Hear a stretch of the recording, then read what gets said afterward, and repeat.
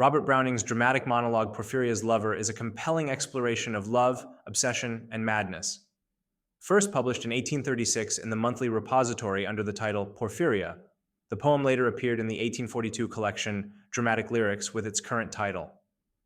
Browning's work, characterized by psychological complexity and innovative use of the dramatic monologue form, offers a chilling portrait of a speaker whose twisted understanding of love leads to a violent and tragic outcome.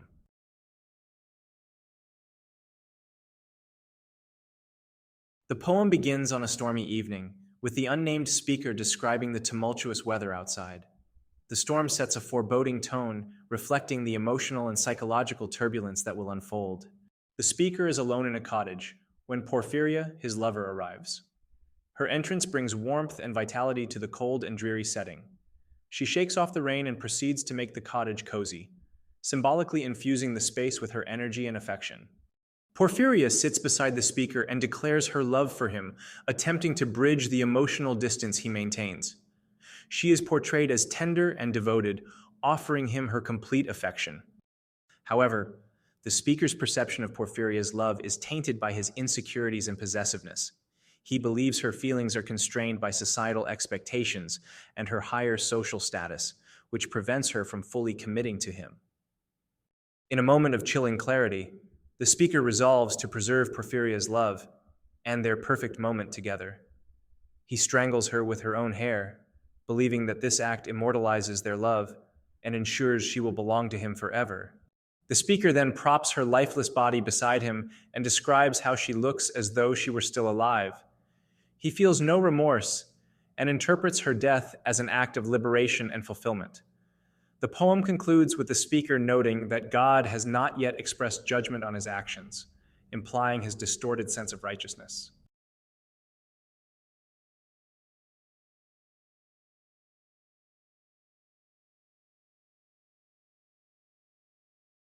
Love and obsession. Browning explores the fine line between love and obsession. The speaker's intense desire to possess Porphyria leads him to commit a heinous act, revealing the destructive potential of unchecked emotions, power, and control.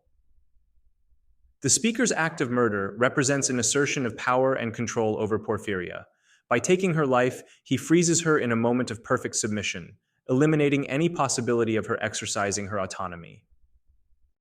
Madness. The speaker's rationalization of his actions underscores his disturbed mental state. His calm and matter-of-fact tone contrasts with the horror of his deed, emphasizing his detachment from moral reality.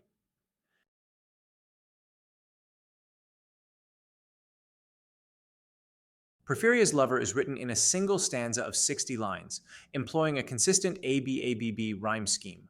The poem's structure mirrors the speaker's obsessive and uninterrupted train of thought, drawing readers into his disturbed psyche. The use of enjambment and conversational language creates a sense of intimacy and immediacy, making the speaker's actions and thoughts more unsettling.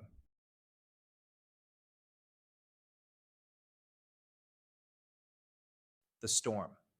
The tumultuous weather at the poem's opening symbolizes the speaker's inner turmoil and foreshadows the violence to come. Porphyria's hair.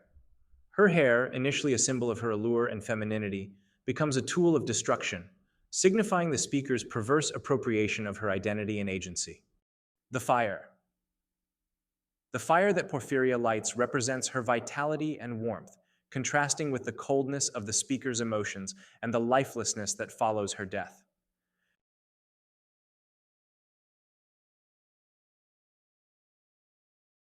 Browning's use of the dramatic monologue allows readers to delve into the speaker's psyche, revealing his distorted worldview. The unreliable narrator presents his actions as logical and justified, compelling readers to question the nature of truth and morality in the poem. The juxtaposition of the speaker's calm tone and the horrific content underscores his detachment from conventional moral judgment.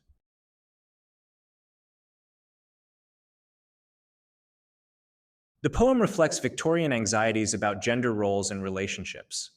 Porphyria's assertiveness in initiating intimacy challenges traditional notions of female passivity, while the speaker's violent response underscores the patriarchal impulse to control and dominate women. Additionally, the class difference between Porphyria and the speaker highlights societal constraints on relationships and the destructive consequences of such divisions.